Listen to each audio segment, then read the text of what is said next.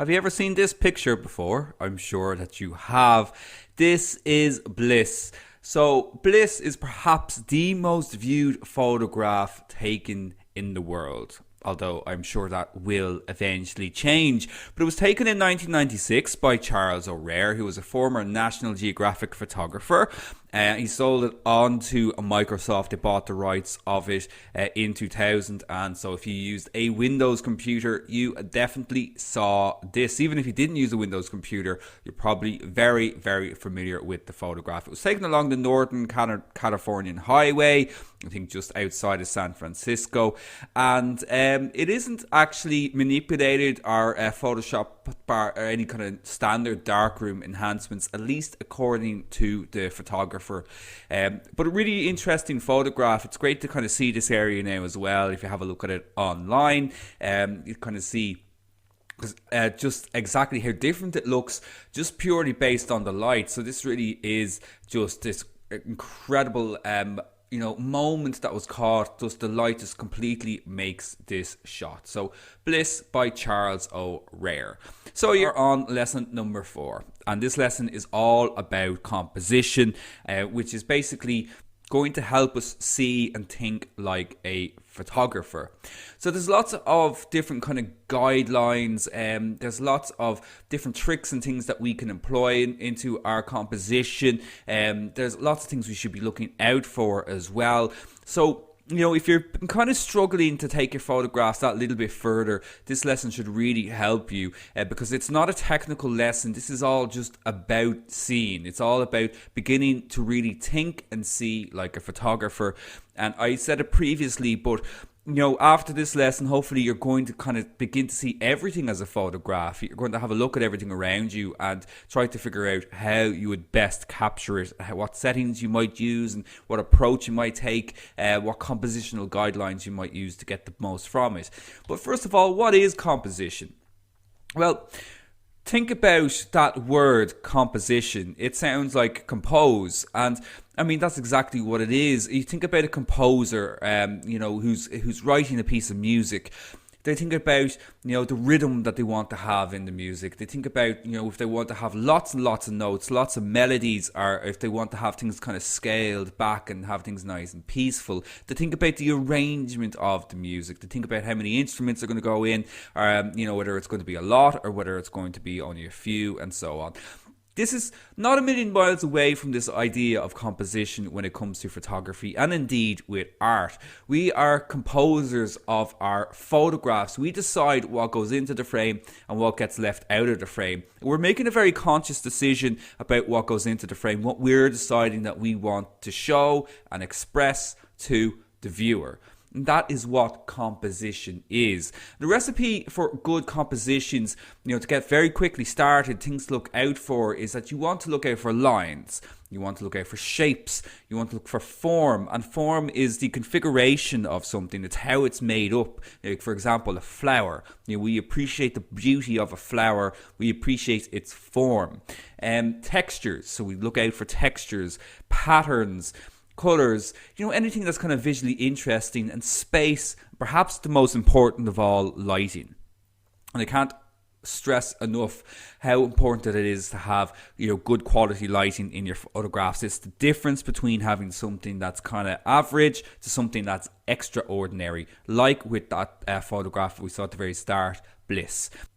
To help with our composition, as I mentioned, there's a couple of guidelines that we can follow, and I'm sure you're probably familiar with a lot of these already. We're not going to explore all of them because there's loads, but I'm going to look at the ones that I feel are the most important that you can start to use straight away to improve your compositions instantly, and that will add to your skills, will give you just something that you can use when you're out there if you're just struggling to find the shot. Now, something to also be aware of if you are struggling to find the photograph is that you're not going to get it first time. You need to explore your subject. So whatever it is you have decided to photograph, it's very unlikely that you're going to take a photograph, you're going to be at the right height, in the right place, with the lighting just perfect in one go. You have to explore the subject. The way to think about it is you are an explorer. photographs are hidden, and you are just trying to reveal them, you're just trying to find them, and that is what we try to do as photographers. Let's have a look at some examples of this. So this is so cool. So this is a contact sheet from Masayoshi Tsukita and David Bowie, 1977, when he was doing the shoots for his album Heroes. And this is a contact sheet from that. And it's just terrific to see the kind of process here. You can see the marks on the contact sheet. So contact sheets were this great thing where we used to lay down negatives directly onto photographic paper, and we were able to expose that paper then using the light, and we were able to create our contact sheet. And we were able to then, mark the images that we felt that we were going to print. So rather than printing off every single image from a roll of film, we just did this instead. A lot of people still do this to see which ones should be used. So you can see the kind of blue marks here on the potential shots, and it's kind of interesting to see what you consider these as being outtakes. Then you very much see the one that he decided to use, which is, of course, the photograph that was chosen in the end, being marked out. But it's so interesting just to see this. And obviously Bowie was incredibly used to being photographed as well, very aware of himself, and trying out these kind of different looks and that. It's just terrific. Symmetry here as well, another incredibly famous photograph, Dorothea Lange's The Migrant Mother series. So perhaps one of the most iconic photographs of the 20th century. And you can see there's a couple of different versions. There's more to this story than just this single photograph. And I mean, these photographs are interesting in their own right, but they are nowhere near as strong as this truly iconic shot. So you can kind of see again the process here that was going on, that was happening, with this shot and with this series. And just two examples of the fact that you are not going to get the photograph in one. You need to explore, you need to interact, you need to communicate, with your subjects as well. And at the same time, you also need to become invisible. So if you are photographing people in general, that they become relaxed and they become vulnerable. And that's what there is in this series. There's a huge amount of vulnerability in that shot. So with that in mind, let's have a look at some compositional guidelines that we can use to improve our photographs. And the first one, you've probably come across it before, known as the rule of thirds. Now, it's not strictly a rule. As I mentioned, it is a guideline. There are no rules that you have to follow as such when it comes to composition. It is good to know of these guidelines. This is one that I use all the time myself. It's a really good fallback, and it's a really good place to start really when you are beginning to compose a photograph, the rule of thirds. So let's have a look at it in action. So let's break down this photograph. So with this shot, there's quite a lot going on here in terms of its composition. We can see here, we've got this kind of tonality happening through the shot. We have this kind of nice, very dark, contrasty image at the start. At the front here, the silhouette, I should say. And then we've kind of got this contrast that's kind of fading off in the mountains in the background. But look at the placement of the elements here in this photograph. We've got this kind of the end of this pier here with this kind of lighthouse or just pillar. We have this person sitting here, we have this person walking away, and we've got the lamps. Now, if we were to apply the rule of thirds to this, this is what we see. So basically, the rule of thirds it breaks down the photograph into 9 different sections, okay? And we want to try and arrange the photograph so that the main elements of the photograph fall somewhere either along these lines, along the vertical axes, or along the horizontal axes. And I got that mixed up, but I mean, so the horizontal axis obviously going across and the verticals going down. So as you can see, they don't have to fall exactly, where these kind of points intersect, but if they are quite close to them, it does help to balance out the photograph. So the rule of thirds. Very often, if you play around with the display option on your cameras, on your phones, you are going to see this grid come up, and it's just to help you to visualize it so that you can use it to compose. But you want to basically have your subjects somewhere falling near these lines, whether it's the horizontal line, whether it's the vertical line, or perhaps it's at the cross section of both. Let's have a look at a few more examples of this. So try to imagine the rule of thirds here. So obviously we've shot this in portrait format rather than landscape format, so we've shot it vertically. But you can almost see it straight away. You can just tell that the seal's head here just popping out from the water, it's like it's logically placed within the shot. If it was a central composition, probably wouldn't look too good. So if we apply our rule of thirds here, we can see the seal's head falls very much along that vertical and horizontal point. Okay, so there's a logical placement to it. It works with portraits as well. Absolutely, you can use it for portraits, and we don't also have to fill the frame, for this to work. So again, you can almost visualize it. You can imagine that grid in front of this photograph, and this gentleman placed towards the right hand part of the shot, and he's very much falling along that vertical line over on the right hand side. And we've got space here, but it doesn't look too empty. It looks well balanced, and again, there's just a certain logic to the placement of the person in this photograph by using the rule of thirds. We can also do this again, of course, with a portrait that's shot in portrait format as well. Here we've got a great example of it because the photographer has used light to create that kind of dark, that edge there instead.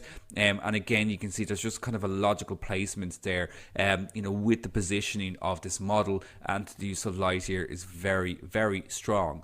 So I recommend that if you haven't got it switched on and you're having some difficulty visualizing it, do switch on using the display or the info button on your cameras, the rule of thirds grids, so you can help better arrange the elements in your photograph. So remember, you want your subjects to be kind of falling either along the vertical or the horizontal lines, or perhaps even along the points where they intersect as well. Some other compositional techniques to have a look at, this one's a lot more straightforward, is symmetry. So pretty self-explanatory. Symmetry is when we have things that are symmetrical. They look the same on the right and the left hand side, or at the top and the bottom. Okay, so obviously this is a shot of the Brooklyn Bridge. I was there myself, have a very similar photograph to this. This isn't my one exactly, but I do have one very, very similar to it. It's a great location for symmetry. Let's have a look at another example. So here we've got the Eiffel Tower, and as you can see here, I've just overlaid this kind of symmetrical kind of grid here.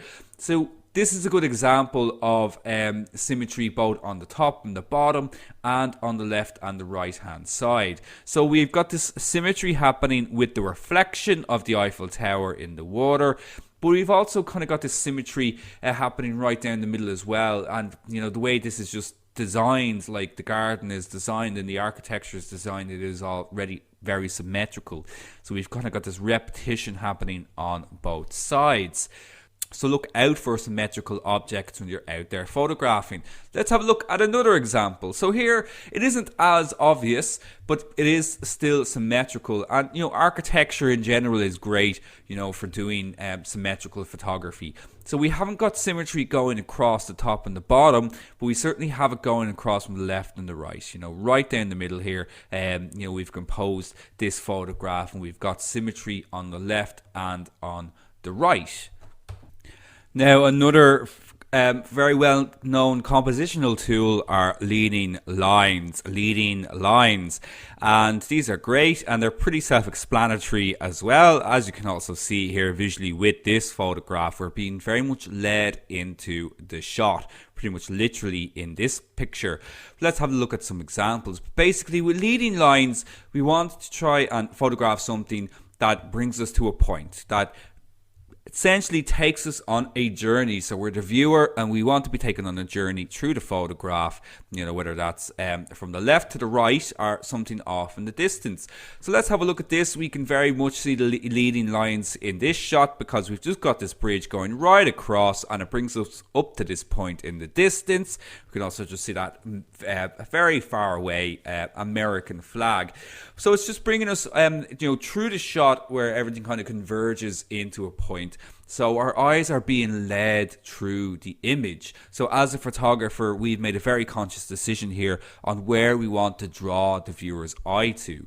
Let's have a look at another terrific example here. Really nice long exposure shot here on Westminster Bridge. And again, try to identify the leading lines in this. So there's quite a few of them, so let's break it down. So we have the bridge. So the bridge is bringing us through. We also have this kind of center, just a curb here. Just bringing us right through along these double yellow lines, or they look double red there. We have a lot of lines here because we also have the road markings. We have, of course, this bus that's going by here as well. It has to be a bus given the size of it.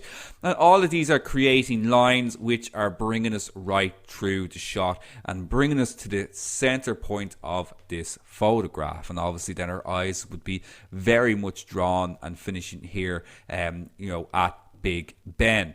So leading lines, it helps to get quite low when you're doing this type of photography, because you can just get those like pathways, those curves like you can see here in this shot, and just draw the viewer's eye to a center point. Now, I've also mentioned another important compositional element a couple of times now here as well, and this is balance. Now, balance is a little bit trickier to understand than our kind of compositional guidelines, but balanced photographs are photographs that feel like all the elements that are in them have been arranged correctly, that our eyes are not getting lost in the photograph, or that our eyes don't know where to look. And it's a tricky one, but the best thing to do is to have a look at an example of it. So take a second to have a look at this photograph. Okay, so just think about where your eyes are going in this shot. Okay, so if we were to take a second to have a look at it, most likely our eyes are being drawn here to this lighthouse. Obviously, it is a point of interest in the shot, but the image has balance. So when we're actually looking at the photograph, we're probably also coming down along to the rocks here at the front. We have these really dark rocks over here on the left-hand side, and our eyes come back over to the lighthouse. So we take in the entire image. So we're having a look at the shot, and our eyes just feel like they're enjoying the whole photograph, and it just looks aesthetically pleasing. Let's remove one of the elements here. Let's do something like Lost and the island disappears. Okay, so any Lost fans out there, you'll know what I'm speaking about. So we've removed the island. Now look at the photograph again, and what do you think? Where are your eyes going now this time? So just pop it into Morpheus there. Where are your eyes being drawn to now in this photograph? And, my eyes are very much being drawn over to the left-hand side here, because tonally, these rocks, as well as being heavy in real life, they also are very, very heavy, just tonally, just visually, because they're much darker. And so our eyes end up being drawn over there, and the image, it just doesn't work anymore. It's not balanced anymore. It's gone very heavy on the left-hand side.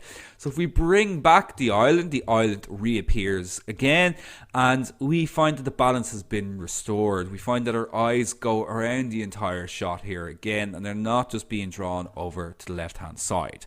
Now, balance doesn't always have to be just the arrangement of the compositional elements in the photograph. It can also be tonal balance. So here's a very famous photograph by a very famous photographer, probably the most famous photographer of the 20th century, Ansel Adams. And here you can see that the image is being balanced by the tones that are in the mountain, but they're being offset then by the balance in the lake, the reflection of that bright white tone in the lake. If you imagined that this lake here wasn't in the photograph, you'd find that your eyes were only drawn to the top part of the shot because they're so bright. This is just reflecting so much light. It's picking up so much light that this would just become, you wouldn't look at it. So there'd be nearly no point in including it in the photograph. But here we've got a balance here between the two because we've got this bright tone here in the lower part of the photograph as well, helping just to make our eyes go over the entire photograph. And balance can also be very subtle as well. I absolutely love this photograph. But here we can see that, we've got this kind of dark tree here at the bottom. We've a lot of space here in the photograph. There's a huge amount of space here in the shot. But we're kind of gradually being led up to the shot because of this lovely natural gradient. And we literally have a full stop here with the moon at the top. So our eyes go right up to that, and there's a nice kind of diagonal here happening as well between the tree and between the moon. So this is a really good example of using balance subtly.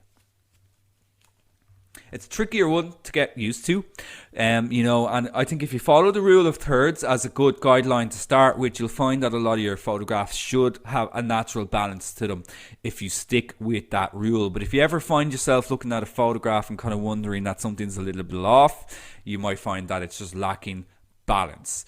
Now, I mentioned it in the first lesson. One of the tips I gave you was to explore and to not just photograph things, just from your own height, to get to move around and to change your point of view. Now, point of view is not the same as angle of view. So angle of view is when we're speaking about what our lenses can see. It's that range, that degree of view that our lenses can see. Point of view is simply where we're looking, essentially. So, obviously we can see here the photographer's gone very, very low to get this unique point of view of this dog. But let's have a look at some other examples. So here, just by simply looking up, we get this tremendous point of view of these redwood trees, I think they are. Correct me if I'm wrong. But it's just a unique way of looking at things. We get this great kind of pattern here. Our eyes are being led through into the center. Again, you've kind of got these leading lines bringing us through to the center of that photograph. And, this can only be achieved by looking up. And looking up can also kind of have a message to it as well. So if you ever want to learn about composition from just one photographer, Alexander Rodchenko would be the person to check out. Russian photographer, his angles for his photography just were so unique, and there was a lot of meaning behind them as well. So you should definitely check out Alexander Rodchenko. But have a look at this photograph, and what do you think when you look at this shot? Okay, so what kind of feeling do you get from this person when you look at this photograph? Now, very often students, can say to me there's kind of a melancholy to this girl's face and that. But I think that it's powerful. I think that she looks very, very determined. I think that there is a strength to her, and that's really brought out by this angle, by the angle that the photographer Alexander Rodchenko decided to shoot this subject from, this person from. And so do think about that when you're photographing people. If you're photographing them from above or from below, it can really change, I suppose, our perception of this person. Like, so for the example, the opposite then here, we've got somebody lying down on the ground, and this is a very relaxed, playful photograph, and that's what we get when we photograph somebody from above, is that you get this kind of playfulness, you get this relaxed vibe to the shot, especially if it's photographed something against like grass here, where it is kind of this idea of rest and relaxation.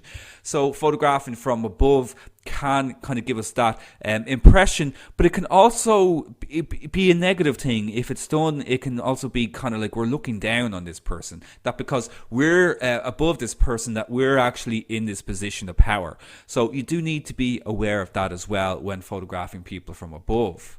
Now, one of the most I suppose, recent, I wouldn't say invention, but advances in photography is the use of drones.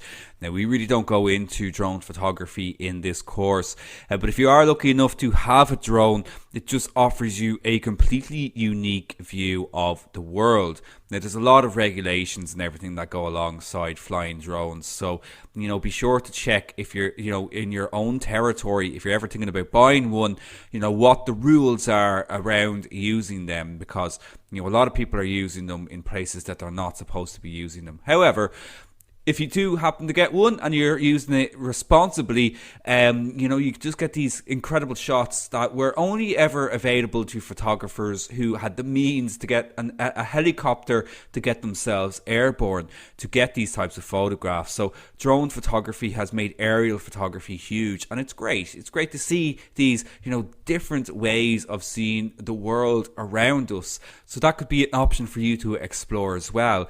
Now, with point of view, point of view can also be, when you're right in the action as well.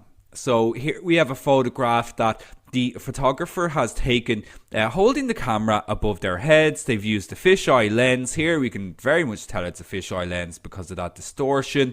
And we get the sense that we're really in the action. So sometimes if you're struggling to get a photograph or to see anything, just simply raising your camera above your head is a good way to get the shot. And just a quick tip for you as well. This is something that I do, if you are going to photograph at a concert with your phone, is to put it on a 2-second timer. Put it on a delay timer so that you can press it and then you can actually lift it above your head. I always see people trying to stretch and press the shutter button. You don't need to do that. Just put it on a timer and then lift it above your head and get the shot. It makes it a lot easier. But you get this real sense of actually being in the action, rather than if you were standing above this crowd, on a balcony and photographing them, there'd be a little bit of a disconnect there. And when you are photographing children or pets or anything like that, get down to their level. See the world as they see it.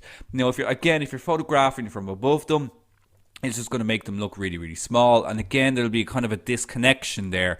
We won't feel like we're actually a part of their world. So here, this is such a cute shot, and it's, just couldn't have been captured, if the photographer was just looming and standing above this child. This way we're right in it, and we make that kind of connection there, and we can kind of feel and see the wonder here, with this child and the bubbles. Now, with this as well, all of our photographs, they don't have to be overly complicated too.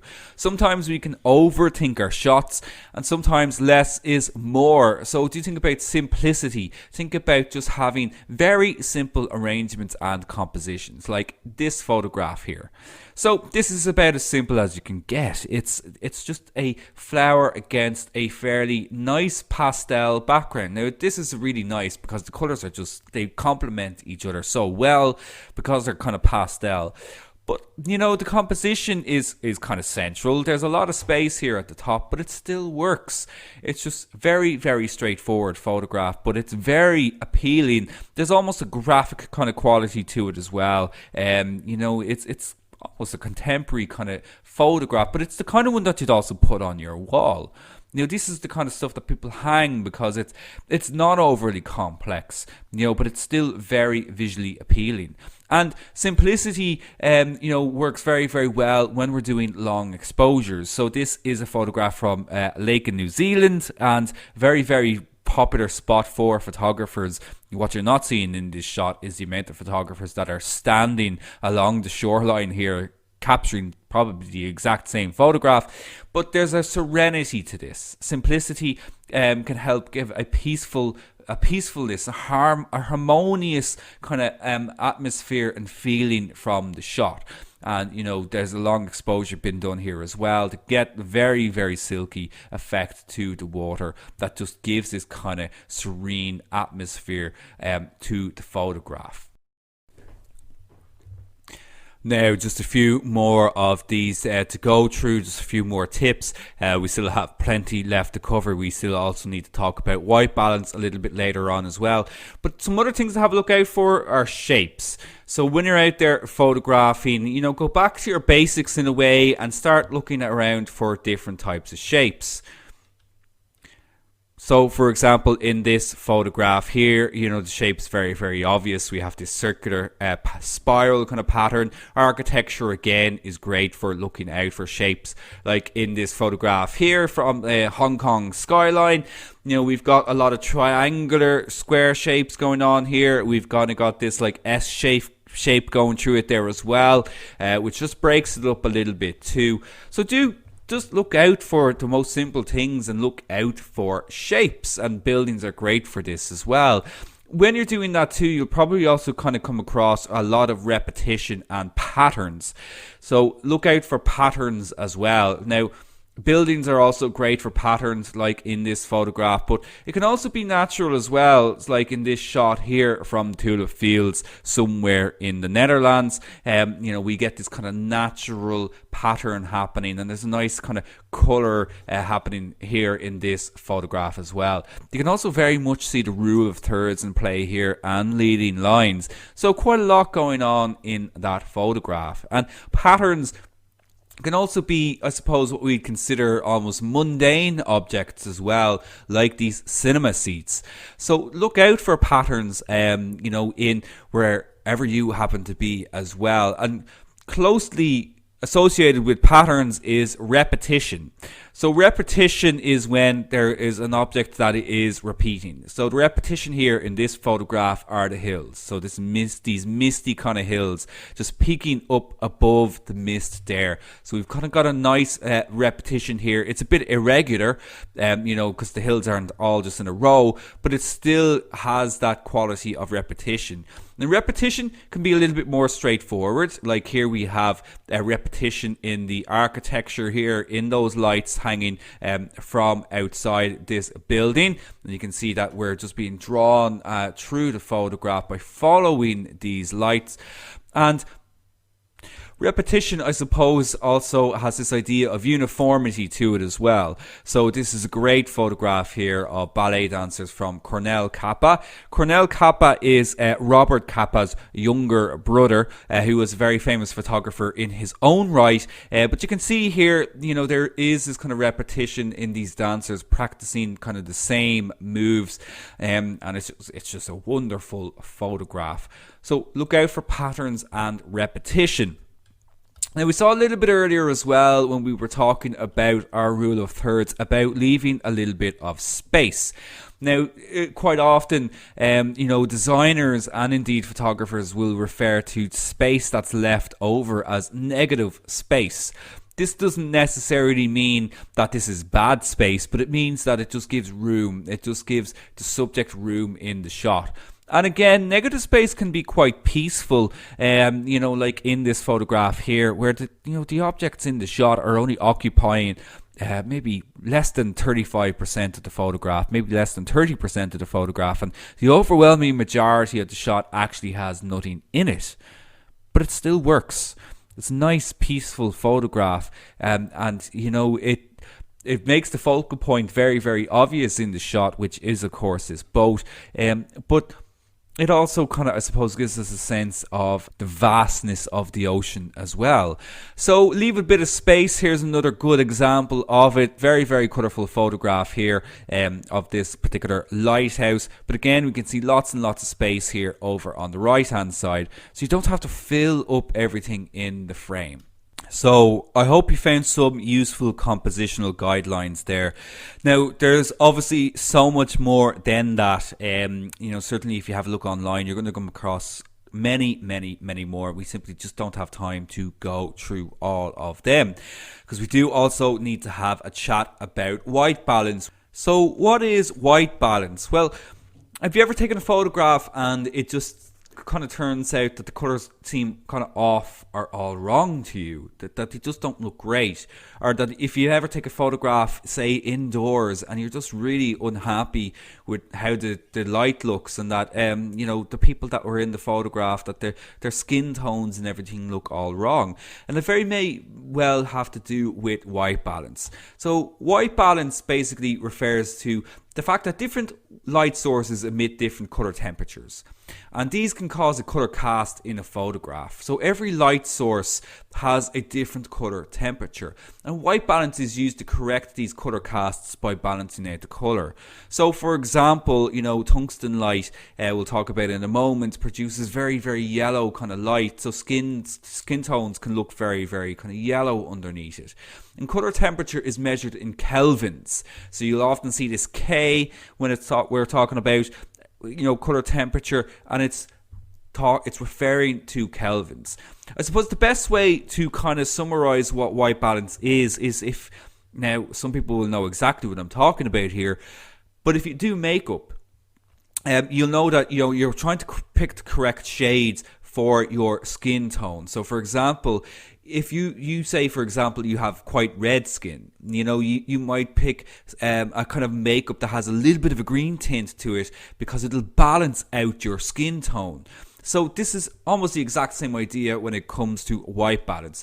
These settings will kind of balance out any kind of casts that are created by whatever particular light source that we happen to be photographing under. So you can see them here. I won't read them all out, but auto white balance generally will always do a great job for us. The camera will automatically try to figure out what the lighting source is that we're photographing under, and it will correct for that by using auto white balance. But there are times where it's going to get it wrong, and we need to know how to change it ourselves. But we could also use white balance as a creative tool as well. So while it can remove color casts from our photographs, maybe we actually want to add a particular color cast to a shot to change the mood of the photograph. So let's have a look at some examples of it. So the first thing to kind of understand is that with white balance, as I mentioned, it's trying to balance it out by either adding a warm or a cold tone to the shot. So for example, as you can see here, the tungsten is adding kind of a cool tone to the shot, because tungsten light actually gives off a very warm color. So to offset that, when we choose our tungsten setting, it'll actually give us a cold looking photograph.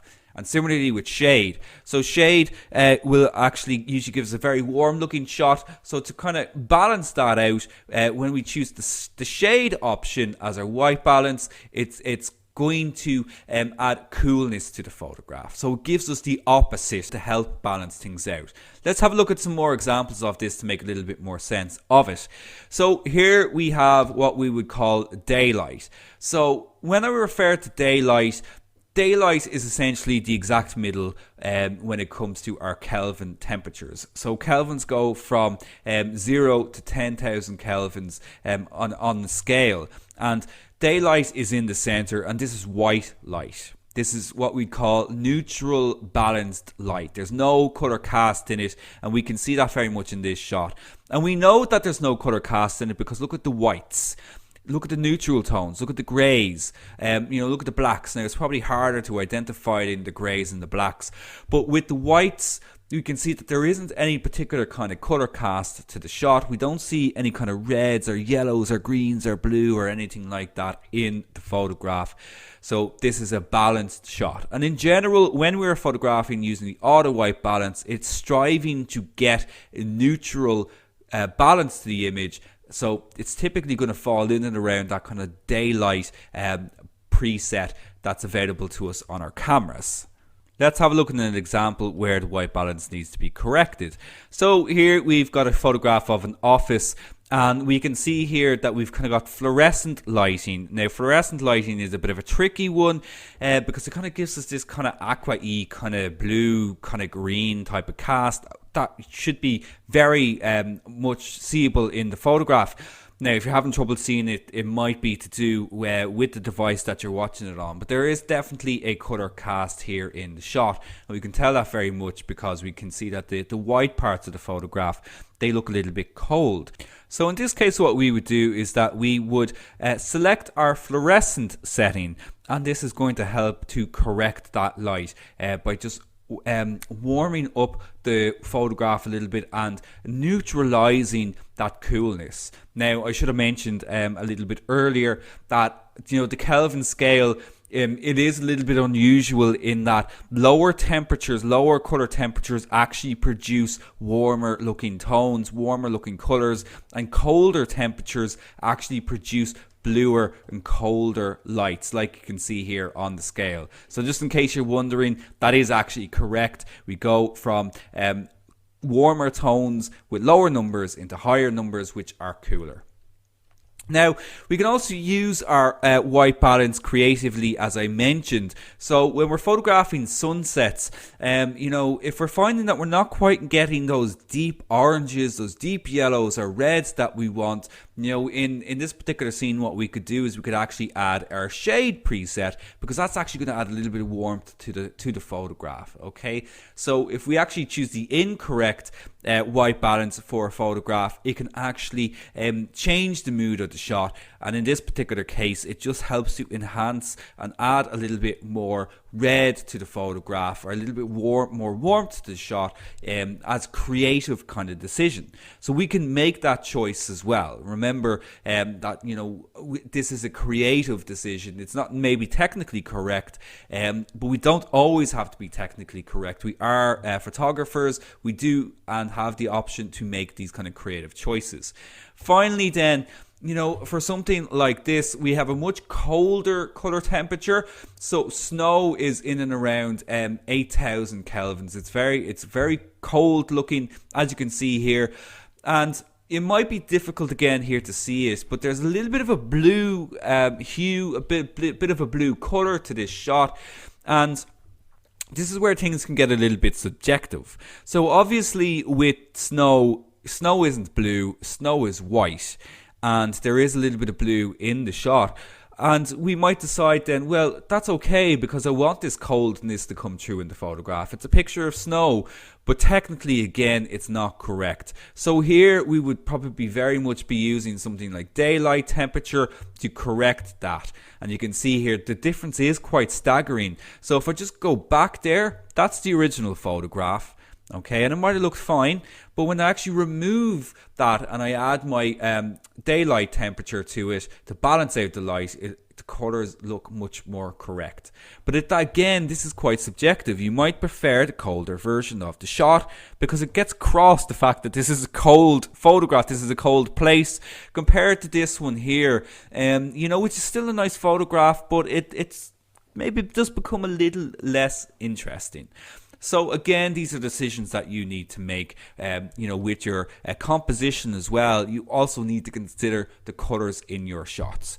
Now, in Module 2, we're going to talk a lot more about colors, so we will be revisiting this subject in much greater detail, but it is important now to be aware of it, and it should be important what white balance is.